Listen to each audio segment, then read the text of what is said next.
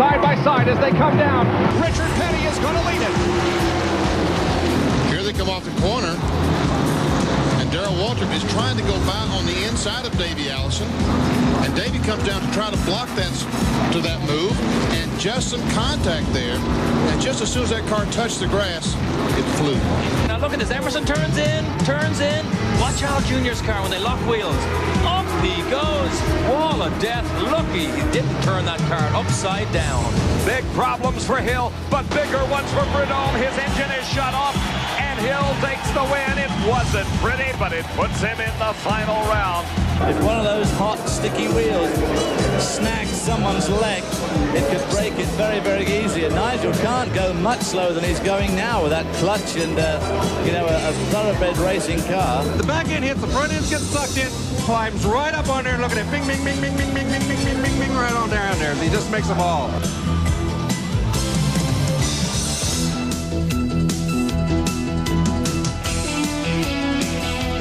About a month ago, we discussed various aspects of motorsports with ESPN's 5 auto racing analysts, and we had so much fun, we decided to do it again.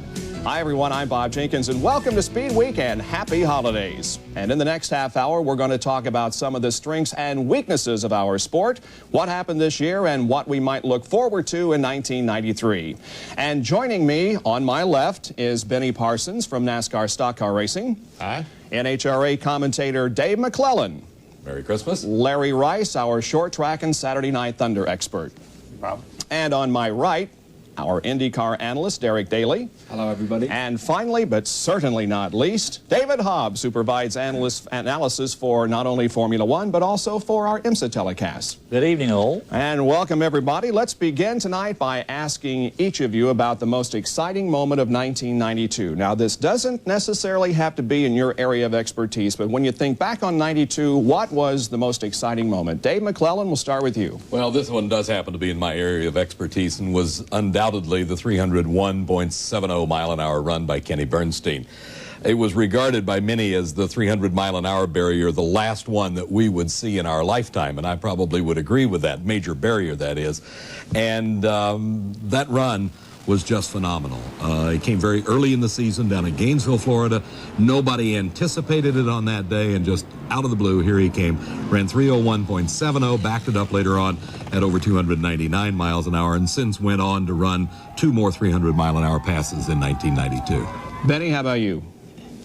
I think it's fairly easy. The last lap of the Winston at Charlotte Motor Speedway, Dale Earnhardt went in the third corner leading the race, spun, Kyle Petty passed him, Davey Allison right behind Kyle. As they came off 4, Allison passed Kyle Petty to win the race by a fender, and then crashed hard into the outside retaining wall, didn't go to Victor Circle, went to the hospital on a helicopter. That was probably maybe the beginning of the downfall for Davey Allison that we'll get into just a little bit later. Larry Rice, how about you? The most exciting moment in motorsports in 92? I think really it was a dramatic moment, not so much exciting. When Danny Drynan got hurt at Springfield this year, the points race was very tight. The midget division was a close race, but when he got hurt, it kind of took the luster off. Stevie Reeves went ahead and won the division real easily, but it was a spectacular crash, and it really ended a fight for the championship in that division. Without question, one of the most horrifying incidents of 92, that's for sure. Without a doubt.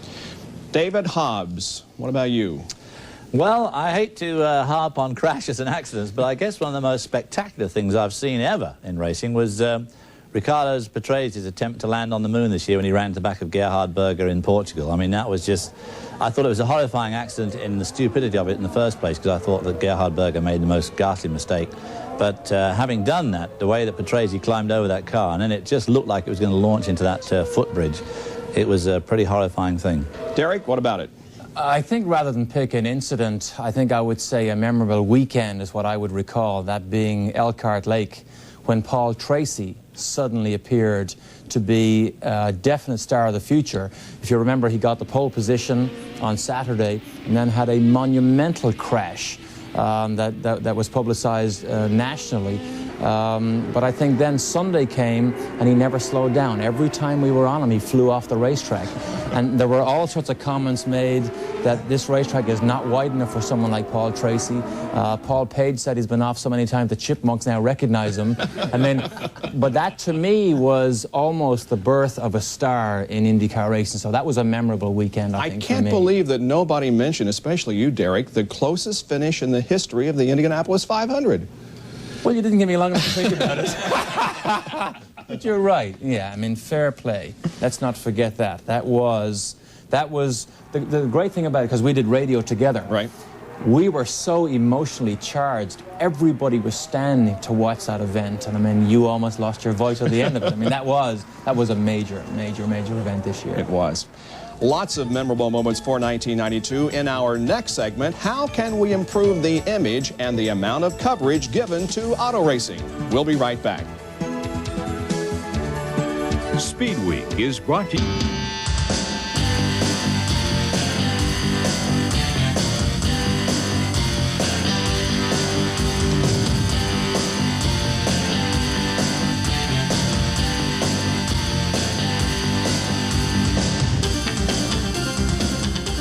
Welcome back to SpeedWeek. Our roundtable discussion continues now with 5 ESPN auto racing analysts. And gentlemen, all of us agree that auto racing doesn't get the coverage and the amount of attention that other sports get. The question is, how can we improve upon it? And I'm going to go first here. See if you agree with me. I think there's too much infighting among race fans. You'll hear Formula One fans say, oh, I hate sprint car racing. You'll hear IndyCar fans say, oh, I hate stock car racing. I think we've got to all group together and elevate the sport to where it should be. Benny, agree or disagree? That's the dumbest thing. First of all, you got to stop talking so much. This is your show, isn't it? That's the biggest problem. Well, go ahead then. Tell me about it. I think in stock car racing, we need a character. We need someone like Tim Richmond to come to the racetrack in a white limo and get out of the car with a mink coat. And, you know, something, and I want to use the word absurd maybe, but I just think that, you know, some of the guys in the basketball, I mean, they do some wild things, but yet the press is continually talking about them. Well, there is no doubt. I think you have to develop personalities. One of the things I feel that sanctioning bodies are afraid of is controversy. They're afraid of controversy in the newspapers. I'm not sure they should suppress that all the time. I can hear Cart ringing up about you as we speak. Yeah. But if you suppress the personality, I really believe that people come to watch personalities, just like Benny says. I do think another problem we've got is stick and ball is our big competitor. Oh, really. absolutely. And of course the trouble is everybody plays stick and ball at school, and all the cub reporters on newspapers, on radio stations, and in TV, the first thing they do when they leave school, before they can go to college, because most of them can't go to college, they become cub reporters, and the first thing they do is stick and ball games. And that's why we have such a tremendous preponderance of that on TV. And that's interesting, Dave, because I know NHRA has started a program where the guys, even in grade school, can jump into these little race cars and begin to develop their skills. They've just started a new program called Junior Drag Racing, and it is junior dragsters.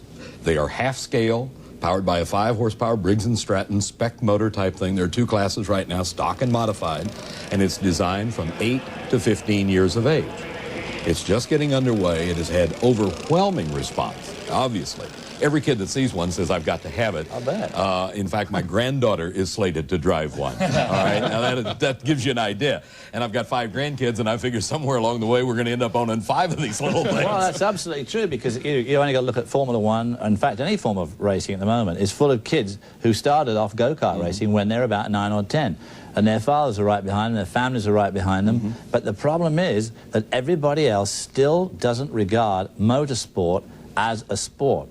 And all these other sports are really basically carried on sports channels and sports pages, not business pages. It's a kind of Let me just say one thing. If you ask your grandkids about drag racing, I bet they'll say Big Daddy, Bernstein, the Snake, Mongoose. Yeah. That's the thing about personalities. They got to have that to follow. And personalities are important. I mean, that's what makes baseball. I mean, as you think about it, you're talking about Greg Maddux. He's the greatest pitcher. I mean, you don't think of pitchers or the ball or, changing all that sort of thing. It's the people that make the sport. And talking about young kids, I mean, quarter midgets in open wheel, they've been around for a long, long time, same as go-karts. And a lot of those kids that are successful today have come through those channels. And if you go to sports pages, the guys who write about it are guys who maybe ran a go-kart or quarter midget or some sort of a car when they were younger. If they weren't involved, if they didn't know anything about it, they're not as apt to write about it. And I think the explosion of television coverage has done more to put motorsports in general in the minds of the public than anything that's happened in the last decade or two. Plus, the other downside is expense. I mean, you have to face the fact that any of the professional bodies at the moment, whether it's NASCAR, kart, Formula One, whatever you look at, IMSA, I mean, the expense is running away with it now, and you're losing more and more. The whole thing is so sponsorship-driven, whereas baseball, football are certainly not sponsorship-driven to that extent. Well, we've only just begun with our roundtable discussion. Stay with us. There's more to come on this edition of SpeedWeek.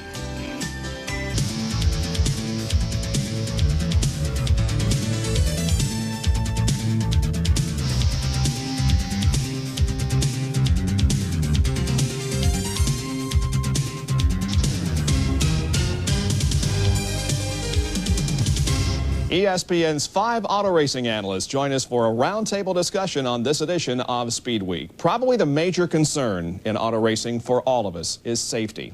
Larry, have we seen an improvement in safety in 1992? Well, I don't think we've seen a major safety increase, especially in midgets and sprint cars, my area of expertise. We haven't seen anything really big come out that's going to make them a lot safer. There's a lot of encouraging things, though. I mean, everybody seems to be working on different areas of the race car to try to make them better. The Wolfie valve you've talked about, to help the fuel, to stop fuel getting out in case of a crash.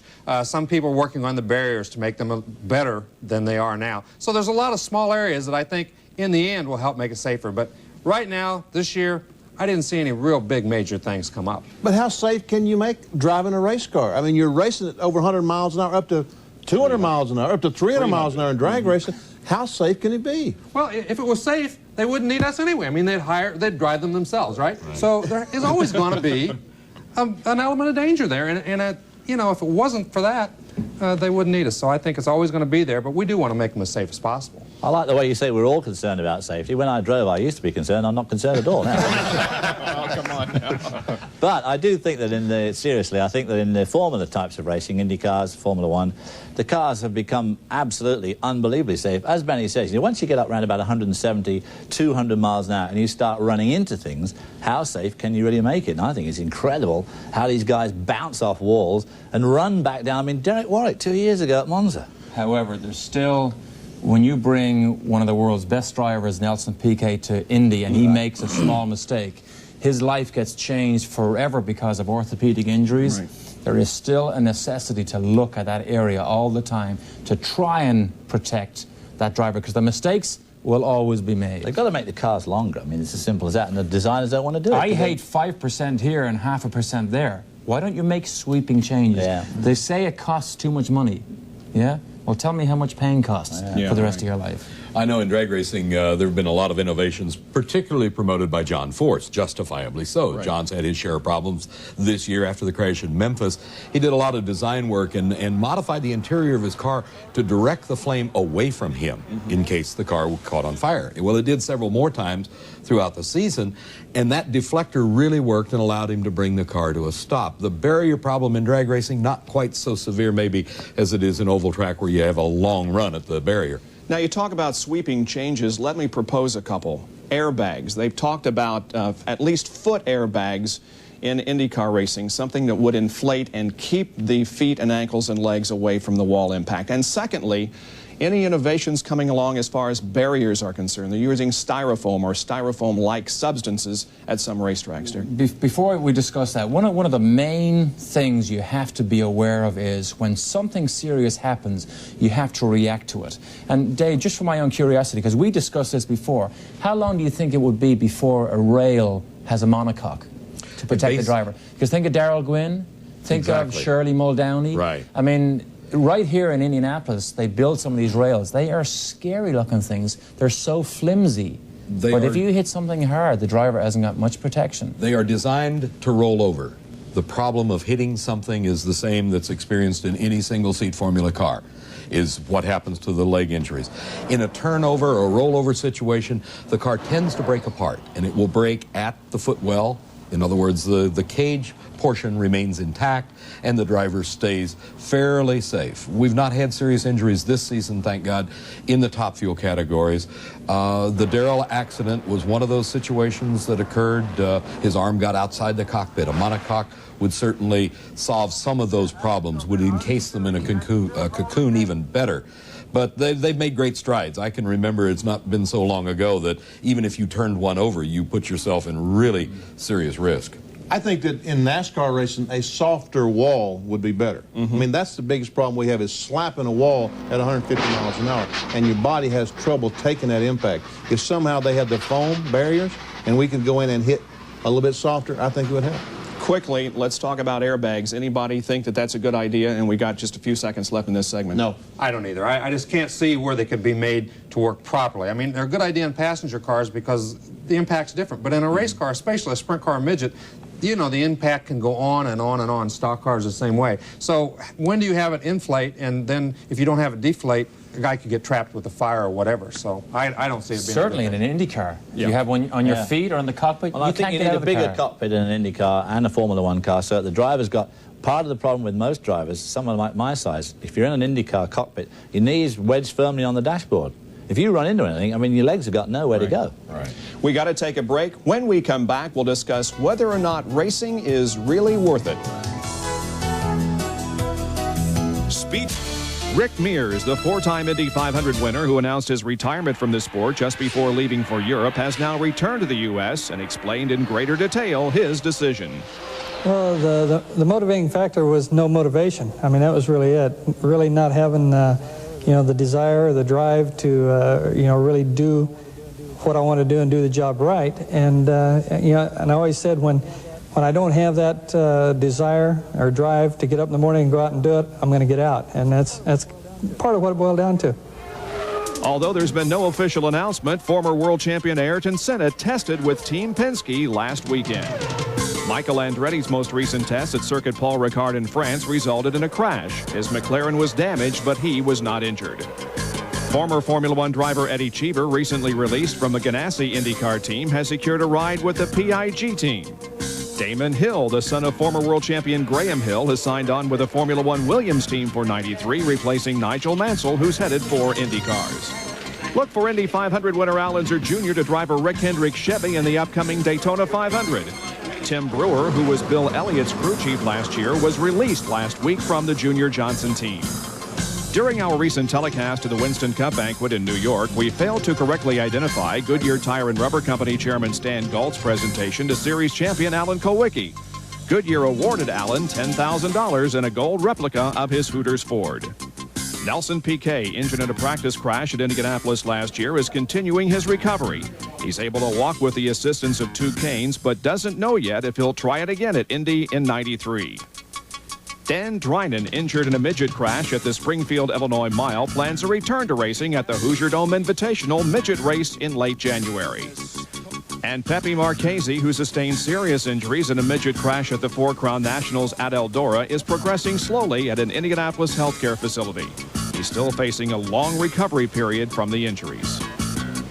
You just saw an update on several drivers who were injured during the just concluded season. We've talked about how racing has to be made more safe.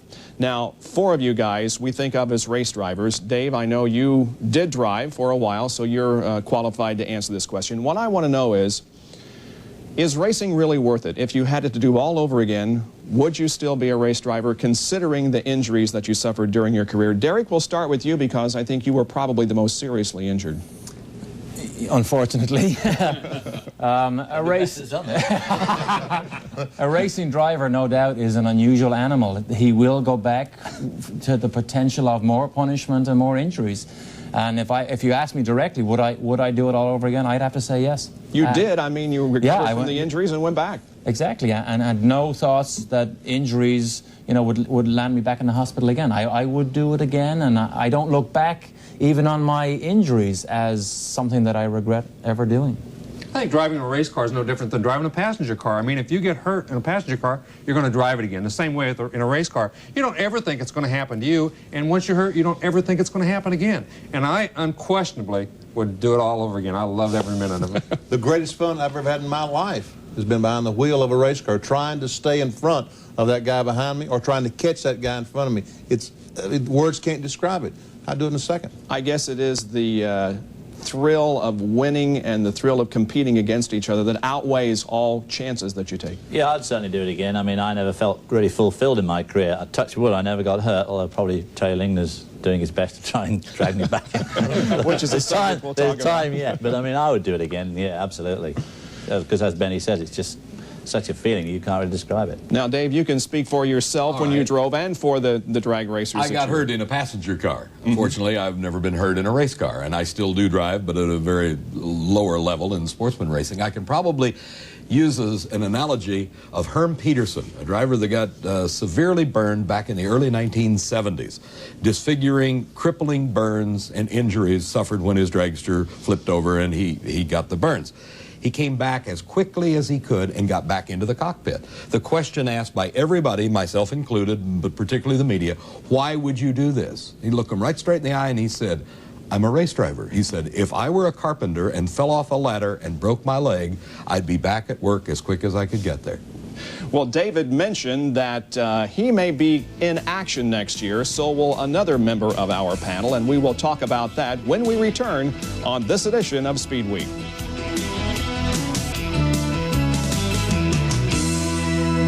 Idea at that time. I've got something pretty good looking for next year coming up, which if it really comes off, I'll be very excited about, although I was quite expecting to sort of take a rear seat from now on.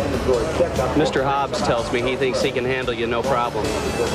Yeah, well, he's always said that, but he's never done it. That was Derek Bell talking about Fast Masters, which is going to be a brand new auto racing series on ESPN in 1993. It features drivers 50 years of age and older. And David, you've signed up for the series. What do you have to say to Mr. Bell? Well, I liked his comment about looking forward to taking a back seat in the future, because I thought that's what he'd always been doing all along. But I'm looking forward to it. I think it should be good. And obviously, there's good prize money at stake. And if Derek's the best they can drag up, there should be some really serious money this time next year. And Benny, you're the other member of the panel that signed up for this year. I thought you were finished racing. Good driver. I thought I was too until Lingner came up with this deal. But we talked about things that we can do to help auto racing. I mean, David Hobbs, myself, we have some visibility as analysts. I think if we can go out there and compete, that it will draw more attention to auto racing. I think it'll help. Well, you asked earlier, would you go back to racing? Yeah. Here they are, going back to racing again. He's too young. Can you believe it? I mean, look at him close up. I mean, if they are requiring the drivers to be 50 and over, I certainly think the announcers should be 50 and over. Well, gee, that leaves me out. Me too. But it does not leave me out. I think the visibility is going to be great. I think this is a great concept. Look what it's done for golf. Look at all the, Arnold Palmers and these guys have really brought visibility of golf higher and higher, and I think this series is going to do the same. Guys, thank you very much for being with us a second time on our roundtable discussions. My thanks to Benny Parsons, David Hobbs, Derek Daly, Dave McClelland, and Larry Rice for these discussions. Thank you for joining us. Have a very safe and happy holiday season. So long, I'm Bob Jenkins. We'll see you later. Speed Week has been